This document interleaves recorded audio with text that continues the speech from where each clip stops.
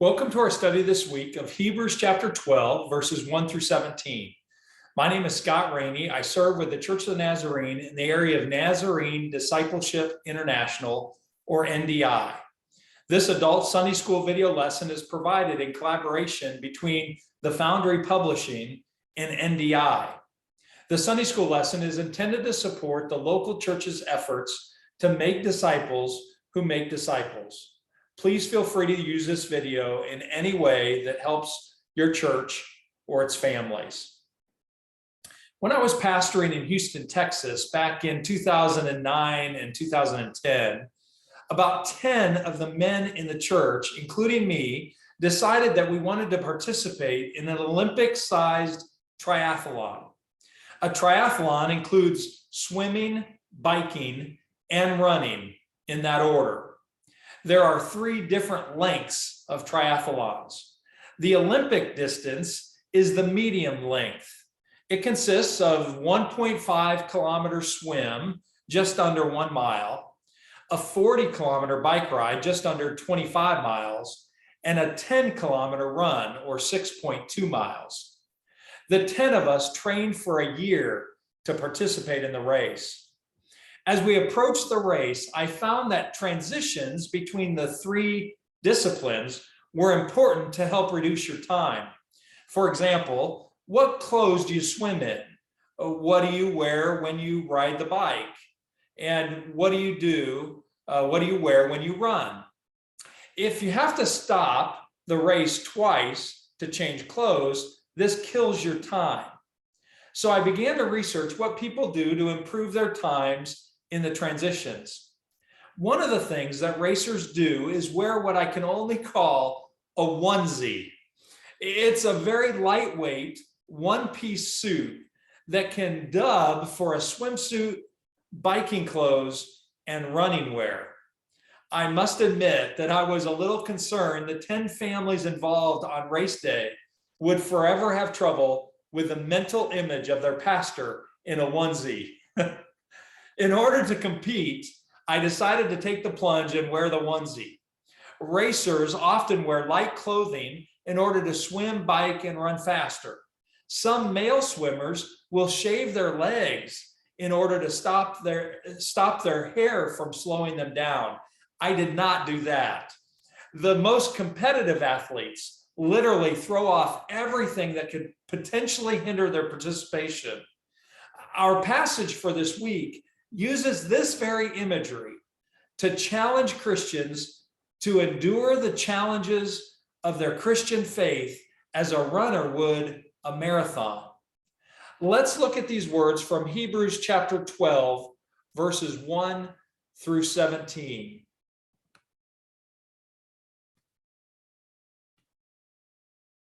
Therefore, since we are surrounded by such a great cloud of witnesses, let us throw off everything that hinders and the sin that so easily entangles. And let us run with perseverance the race marked out for us, fixing our eyes on Jesus, the pioneer and perfecter of faith. For the joy set before him, he endured the cross, scorning its shame, and sat down at the right hand of the throne of God. Consider him who endured such opposition from sinners, so that you will not grow weary and lose heart. In your struggle against sin, you have not yet resisted to the point of shedding your blood. And have you completely forgotten this word of encouragement that addresses you as a father addresses his son? It says, "My son, do not make light of the Lord's discipline, and do not lose heart when he rebukes you, because the Lord disciplines the one he loves, and he chastens everyone he accepts as his son. Endure hardship as discipline. God is treating you as his children. For what children are not disciplined by their father? If you are not disciplined, and everyone undergoes discipline, then you are not legitimate, not true sons and daughters at all. Moreover, we have all had human fathers who disciplined us, and we respected them for it. How much more should we submit to the Father of spirits and live. They disciplined us for a little while as they thought best, but God disciplines us for our good, in order that we may share in his holiness. No discipline seems pleasant at the time, but painful. Later on, however, it produces a harvest of righteousness and peace for those who've been trained by it. Therefore, strengthen your feeble arms and weak knees. Make level paths for your feet, so that the lame may not be disabled, but rather healed. Make every effort to live in peace with everyone and to be holy. Without holiness, no one will see the Lord. See to it that no one falls short of the grace of God, and that no bitter root grows up to cause trouble and defile many. See that no one is sexually immoral or is godless like Esau, who for a single meal sold his inheritance rights as the oldest son. Afterward, as you know, when he wanted to inherit this blessing, he was rejected. Even though he sought the blessing with tears, he could not change what he had done.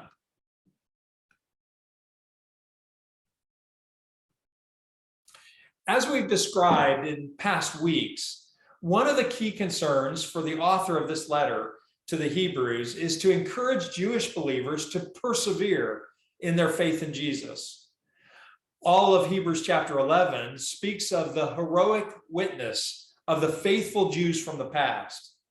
Each of these heroes died with their faith intact, even though they had not received what God had promised. However, the writer does not call his readers to pursue faithful death. Rather, he calls them to pursue faithful endurance. God's faithful followers in the past have set the standard of faithful endurance. Christ continued this standard by providing the superior example, the supreme example, an inexhaustible provision for faithful perseverance through his perfect sacrifice and victory over death. We, with the first readers of this letter, are therefore called to follow the path of victorious endurance and discipline that Christ has set before us. In Hebrews chapter 12, verses 1 through 4, each believer is depicted as an athletic runner in a great foot race. The Greek word for race is in verse 1 is agon. This is where we get the English word agony. It depicts a fight or a struggle against opposition. Its use underscores the effort and determination required to run the race to victory despite the struggles and difficulties involved.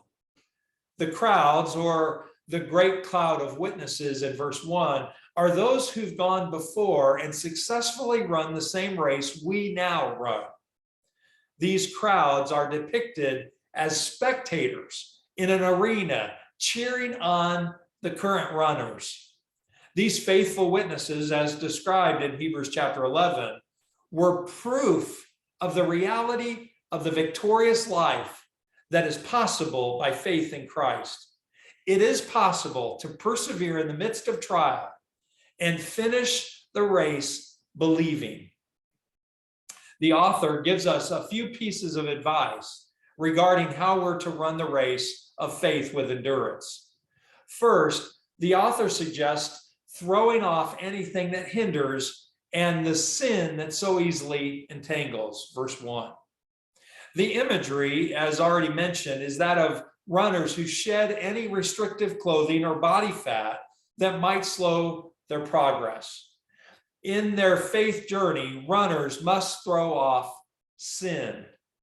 A specific sin is not mentioned here in Hebrews chapter 12, verse 1, so it could point to anything that hinders one's faith. Second, I want us to also notice the call to let us do something. The exhortation is in the plural form. We will find this truth, the fact that we do not run this race alone, sprinkled throughout Hebrews chapter 12. Here we find, let us throw off everything and let us run with perseverance. The discipleship path is a path we run together. Finally, as we run, we are encouraged to keep our eyes fixed on Jesus. Trained runners always keep their eyes fixed on the finish line. In fact, races have been lost at the last second when a runner looks away from the finish line to check on other runners. While the heroes of Hebrews 11 are an encouragement to us, the author of Hebrews encourages us to fix our eyes on Jesus. Jesus is the originator and the initiator of our faith. He is the one who brings our faith to its intended goal. The amazing thing is that when we fix our eyes on Jesus, we realize that he has his eyes already fixed on us. Think about it with me. Have you ever said to a young child, "Look at me"? If you have, remember that when you said this, you were actually looking at the child. Jesus calls us to keep our eyes fixed on him, and as we take this spiritual journey, but never forget that he has his eyes, his gaze set on you. Notice that joy and suffering are connected in verse 2 and elsewhere in Scripture. Jesus becomes our clear example to follow. He didn't focus on the suffering he was enduring.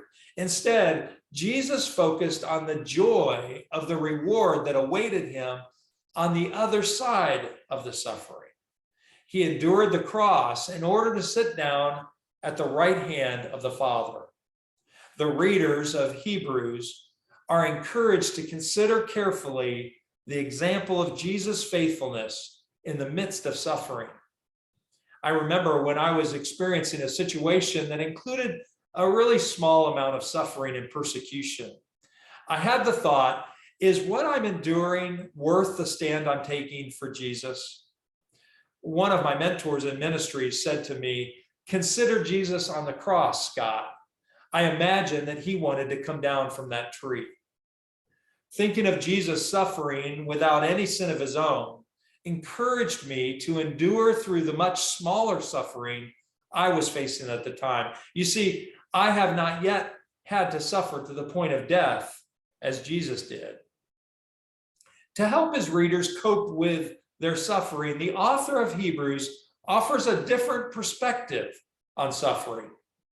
Though suffering is never pleasant, is rarely desired, and is often painful, it is not a sign that God has abandoned his people. Instead, he encourages believers to endure hardship as discipline. Verse 7. The author then goes on a long discourse in verses 9 and following, comparisons, if you will, between human fathers and God the Father. If a human father disciplines his children for their own good, how much more God the Father? And while human fathers' discipline lasts only for a short time with limited benefits, God the Father disciplines us in order that we might share in his holiness. Can the hardship we're facing help us identify more with Jesus? I've seen people enduring hardship as a believer and come out looking more like Jesus.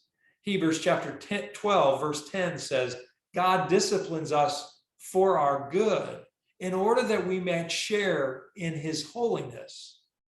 The discipline can produce a harvest of righteousness and peace for those who've been trained by it. Verse 11. We might ask, how can suffering make us holy or more holy? Dr. Richard Taylor said suffering cannot directly make us more holy. It does so only indirectly as we let God's grace sanctify the suffering and thus use it to deepen our understanding, enlarge our sympathies, strengthen our faith, stabilize our purpose, spiritualize our perspectives, sweeten and mellow our attitudes, and thus make us the character make us in character and personality more Christ-like. The Apostle Paul speaks a similar word in Romans chapter 5, verses 3 and 4, where he said, we also glory in our sufferings because we know that suffering produces perseverance, perseverance, character, and character, hope.